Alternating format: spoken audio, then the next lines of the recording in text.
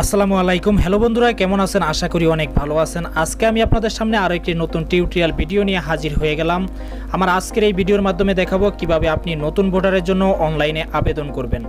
আমাদের ভিতরে হয়তোবা অনেকেই আছে এখনও পর্যন্ত ভোটার হয়নি, তারা কিভাবে ভোটার হবেন এবং কোন প্রসেসে ভোটার হবেন, কিভাবে আপনি অনলাইনে আবেদন করবেন, সকল প্রসেস আজকের এই ভিডিওতে আলোচনা করা হবে। হ্যালো ভিউয়ার্স, আপনারা দেখছেন 5G take Bangla YouTube channel. আমি রিপন আছি আপনাদের সাথে। যদি আমার চ্যানেলে নতুন দর্শক হয়ে থাকেন তাহলে অবশ্যই আমার চ্যানেলটি সাবস্ক্রাইব করে আমাদের পরিবারের একজন হয়ে যাবেন। আর যদি অলরেডি সাবস্ক্রাইব করে থাকেন তাহলে অসংখ্য ধন্যবাদ। তো চলুন শুরু করা যাক আমাদের আজকের ভিডিও। প্রথমে আমরা আমাদের কম্পিউটার স্ক্রিনে চলে যাব। এখান থেকে আপনি সেম প্রসেসে আপনি ফোন থেকেও করে নিতে পারেন। আপনি চাইলে আপনার ফোন থেকে ক্রোম ব্রাউজারটি ওপেন করেও করে নিতে পারেন। তো যেহেতু আমি কম্পিউটারতে থেকে দেখাচ্ছি, তো সেহেতু আমি কম্পিউটার থেকে একটি ব্রাউজার সিলেক্ট করে নিব। তো আমি এখান থেকে ক্রোম ব্রাউজারটি সিলেক্ট করে নিলাম। সিলেক্ট করার পরে এখান থেকে আমরা সার্চ বারে চলে যাব। এখান থেকে আমরা সার্চ বারে লিখব এনআইডি লেখার পরে আমাদের সামনে এরকম একটি ইন্টারফেস চলে আসবে। এখানে আমরা যে লগইন অপশনটি দেখতে পাচ্ছি, এখান থেকে আমরা এই লগইন অপশনটিতে ক্লিক করে দিব। ক্লিক করার পরে আমাদের সামনে এরকম একটি ইন্টারফেস চলে আসবে। এখানে আপনারা দেখতে পাচ্ছেন জাতীয় পরিচয়পত্র সংক্রান্ত অনলাইন সেবাসমূহ পেতে নিচের লগইন অপশনে ক্লিক করুন। তো আমরা যেহেতু সেবা নিতে চাচ্ছি, তো সেহেতু আমরা এখান থেকে লগইন অপশনটিতে ক্লিক করে দিব। ক্লিক করার পরে আমাদের সামনে এরকম একটি ইন্টারফেস চলে আসবে। এটা হচ্ছে বাংলাদেশ নির্বাচন কমিশনের অফিসিয়াল পোর্টাল, যেটার মাধ্যমে এনআইডি কার্ডের সকল রকম কার্যক্রম করা হয়। তো আমরা এখান থেকে যেহেতু আমরা নতুন ভোটারের জন্য আবেদন করব, সেহেতু আমরা এখান থেকে আবেদন করুন নতুন ভোটারের জন্য এই অপশনটিতে ক্লিক করে দিব। ক্লিক করার পরে এখান থেকে আমাদের সামনে এরকম একটি ইন্টারফেস চলে আসবে। এখানে আমরা দেখতে পাচ্ছি যে অ্যাকাউন্ট নিবন্ধন, যেহেতু আমরা নতুন ভোটার হতে যাচ্ছি, তো সেহেতু আমাদের একটি নতুন অ্যাকাউন্ট করে নিতে হবে। তো নতুন অ্যাকাউন্ট করার জন্য এখান থেকে আমাদের যেই পুরো নামটি রয়েছে, পুরো নামটি এখানে লিখবো ইংলিশেতে। তো আমি আমার পুরো নামটি লিখে নিলাম। অবশ্যই এখান থেকে আমাদের ক্যাপিটাল লেটারে লিখতে হবে। এরপর আমাদের যে ডেট অফ বার্থটি রয়েছে সেটা আমরা এখানে উঠিয়ে নিব। এখানে আমাদের নামটি এবং জন্ম তারিখটি লেখার পরে এখানে নিচে আমরা দেখতে পাচ্ছি একটি ক্যাপচার কোড রয়েছে। তো আমরা এখান থেকে ছবিতে দেখে ক্যাপচার কোডটি সঠিকভাবে উঠিয়ে নিব। ক্যাপচার কোডটি সঠিকভাবে ওঠানোর পরে এখান থেকে আমরা দুটি অপশন দেখতে পাচ্ছি, একটি হচ্ছে বাতিল, একটি হচ্ছে বহাল। তো যেহেতু আমরা বহাল করতে চাচ্ছি, তো আমরা এখান থেকে বহাল অপশনে ক্লিক করে দিব। ক্লিক করার পরে এখানে দেখতে পাচ্ছেন যে আমাদের মোবাইল নম্বরের একটি ঘর চলে আসছে। তো এখান থেকে আমাদের মোবাইল নম্বরটি দেওয়ার জন্য বলা হচ্ছে। তো আমরা এখানে একটি মোবাইল নম্বর দিয়ে নিব। অবশ্যই এটাতে আমাদের একটি ওটিপি যাবে, তো সেই ওটিপিটি আমাদের প্রয়োজন হবে। তো আমরা এখানে একটি ভ্যালিড ফোন নাম্বার ব্যবহার করে নিব।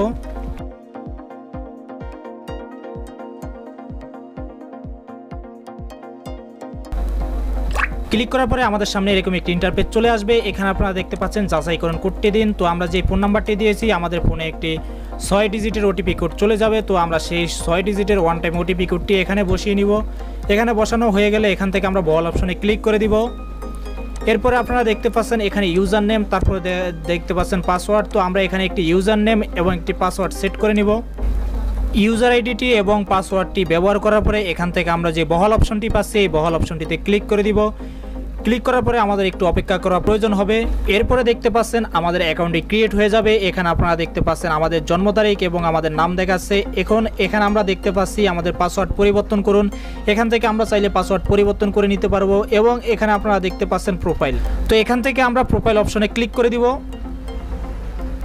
প্রোফাইল অপশনে ক্লিক করা দেওয়ার পরে আমাদের সামনে এরকম একটি ইন্টারফেস চলে আসবে। আমার প্রোফাইলে যত ডিটেলস রয়েছে সকল ডিটেলস চলে আসবে। এখানে আপনারা দেখতে পাচ্ছেন মা, বাবা, ভাই, বোন এবং বৈবাহিক অবস্থা সকল কিছু ডিটেলস চাইতেছে। তো আমাদের এইগুলো অবশ্যই দেওয়া প্রয়োজন হবে। তো আমরা এখান থেকে যে এডিট যে অপশনটি রয়েছে, এই এডিট অপশনে ক্লিক করে দিব। ক্লিক করার পরে আমাদের সামনে এরকম একটি ইন্টারফেস চলে আসবে। এখানে আমরা দেখতে পাচ্ছি ব্যক্তিগত তথ্য।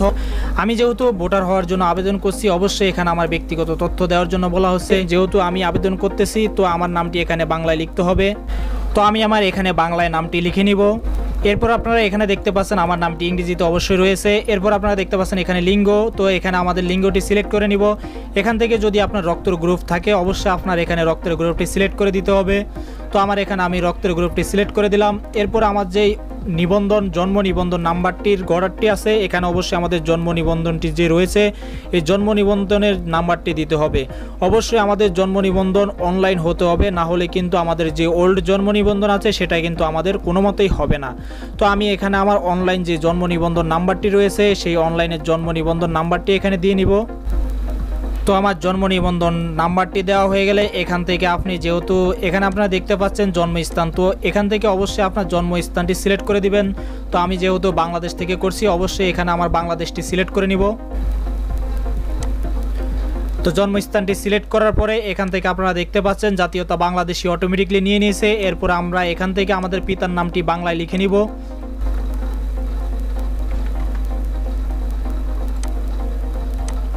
এরপর আপনারা এখানে দেখতে পাচ্ছেন পিতার নাম ইংরেজিতে, অবশ্যই এখানে আমাদের ক্যাপিটাল লেটারে লিখতে হবে। এরপর আমরা এখানে দেখতে পাচ্ছি পিতার এনআইডি কার্ডের নাম্বার। তো এখানে আমার পিতার যে এনআইডি কার্ডের নাম্বারটি রয়েছে সেটা আমি এখানে উঠিয়ে নিব।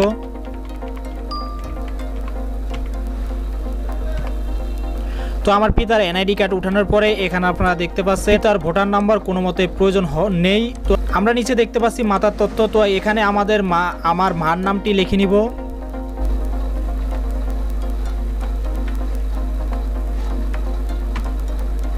মাতার নামটি বাংলায় লেখা হয়ে গেলে এখানে আপনারা দেখতে পাচ্ছি মাতার নাম ইংরেজি। তো অবশ্যই এখানে আমরা মাতার নামটি ইংরেজিতে লিখে নিলাম। এখান থেকে আমরা মাতার যে এনআইডি কার্ডের নাম্বারটি রয়েছে এনআইডি কার্ডের নাম্বারের ঘরে এখান থেকে আমরা মাতার এনআইডি কার্ডের নাম্বারটি এখানে দিয়ে নিব। তো মাতার এনআইডি কার্ডের নাম্বার হয়ে গেলে এখানে আপনারা দেখতে পাচ্ছেন যে পরিবারের হয়তো বা বড় বোনের তথ্য। তো আমাদের এইগুলা প্রয়োজন নেই। এরপর আপনারা দেখতে পাচ্ছেন যদি আপনি বিবাহিত থাকেন তাহলে এখান থেকে স্বামী অথবা স্ত্রীর তথ্য দিয়ে দিবেন। তো এখানে যেহেতু আমি অবিবাহিত তার জন্য আমি এখান থেকে অবিবাহিত সিলেক্ট করে নিলাম। এরপর আমরা এখানে আমার ব্যক্তিগত তথ্য দেওয়ার পরে এখানে আপনারা দেখতে পাচ্ছেন অন্যান্য তথ্য। তো অন্যান্য তথ্য চলে আসলে এখানে আমরা দেখতে পাচ্ছি শিক্ষাগত যোগ্যতা। যদি আপনি শিক্ষাগত যোগ্যতা আপনি যেটা হয়ে থাকে এখানে আপনি সকলগুলো অপশন দেখতে পারবেন। এখানে আমার যে শিক্ষাগত যোগ্যতা রয়েছে সেটা আমি এখান থেকে সিলেক্ট করে নিলাম। এরপর আমার এখান থেকে পেশাটি সিলেক্ট করে নিব। আপনি যদি যেই পেশাদারী হন, সরকারি চাকরিজীবী অথবা বেসরকারি, ডাক্তার, বিজনেসম্যান, আইনজীবী, শিক্ষক, ব্যাংকার, যেটাই হোক না কেন আপনি এখান থেকে সিলেক্ট করে নেবেন। তো আমি যেহেতু ছাত্র তো আমি এখান থেকে ছাত্র সিলেক্ট করে দিলাম। এরপর আপনারা দেখছেন অসমর্থকতা। যদি আপনি এখানে আপনি যে পরিসরে হয়ে থাকেন তো আপনি সেই পরিসরে এখান থেকে সিলেক্ট করে নেবেন। তো আমার এটা প্রয়োজন নেই।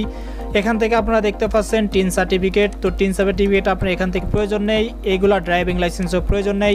এখানে আপনারা দেখতে পাচ্ছেন পাসপোর্ট নাম্বার, সেটাও আপনার প্রয়োজন নেই। এখানে আপনারা দেখতে পাচ্ছেন শনাক্তকরণ চিহ্নিত বাংলায়, তো এটাও আমাদের প্রয়োজন নেই। এখান থেকে আপনারা দেখতে পাচ্ছেন ধর্মতে, অবশ্যই আপনারা এখান থেকে ধর্মটি সিলেক্ট করে নেবেন। তো আমার যেহেতু ইসলাম ধর্ম তো আমি ইসলাম ধর্মটি সিলেক্ট করে নিলাম। এরপরে আমি আবার ফোন নাম্বারটি দেখতে পাবো। যদি আপনার আরও একটি ফোন নাম্বার থেকে থাকে তাহলে আপনি এখান থেকে আরও একটি ফোন নাম্বার এখানে দিয়ে নেবেন। এরপর আমাদের সামনে এরকম একটি ইন্টারপেজ চলে আসবে। এখানে আপনারা দেখতে পাচ্ছি ঠিকানা। তো আমাদের সামনে ঠিকানা অপশনটি চলে আসবে। এখান থেকে আমরা অবশ্যই আমাদের যে অধ্যয়নরত দেশের নামটি এখান থেকে সিলেক্ট করে নিব। তো আমি যেহেতু বাংলাদেশে রয়েছি অবশ্যই আমি এখান থেকে বাংলাদেশ দিয়ে নিব। এরপর আমরা এখান থেকে দেখতে পাচ্ছি যে বিভাগ। তো আমি এখান থেকে আমার বিভাগ অনুযায়ী বিভাগটি নির্বাচন করে নিলাম।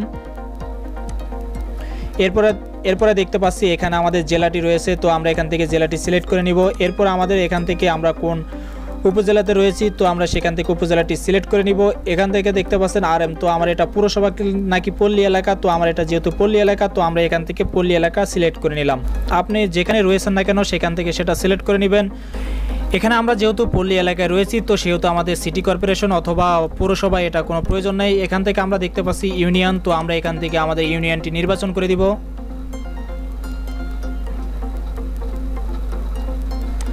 তো আমি আমার ইউনিয়নটি নির্বাচন করে দিলাম। এখানে আপনারা দেখতে পাচ্ছেন মৌজাবা মহল্লা। তো আমরা এখান থেকে আমাদের যে মৌজাবা মহল্লা অথবা আপনাদের যে গ্রামটি রয়েছে এখান থেকে এটা সিলেক্ট করে দিব। এরপর আমরা দেখতে পাচ্ছি ওয়ার্ড নাম্বার। তো আমাদের ওয়ার্ড নাম্বারটি আমরা এখান থেকে লিখে দিব। এরপর আমরা এখানে দেখতে পাচ্ছি গ্রাম রাস্তা। তো আমরা এখান থেকে আমাদের গ্রামটি সিলেক্ট করে দিব। আমরা আমাদের যে হোল্ডিং নাম্বারটি রয়েছে সেখানে আমরা এই হোল্ডিং নাম্বারটি লিখে নিব।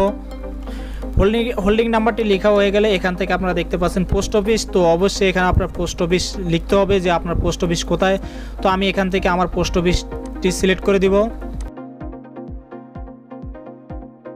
তো আমাদের পোস্ট অফিসটি লেখার পরে এখান থেকে আমরা পোস্ট যে কোডটি রয়েছে পোস্ট কোডটি এখান থেকে সিলেক্ট করে দিব। এরপর আমরা এখানে দেখতে পাচ্ছি যে আমাদের স্থায়ী ঠিকানা। তো আমরা এখান থেকে স্থায়ী ঠিকানাটা আমরা সিলেক্ট করে নিব। তো আমার যেহেতু সবগুলো একই তো আমরা এখান থেকে একই নিয়মে সকল কিছু সিলেক্ট করে নিব।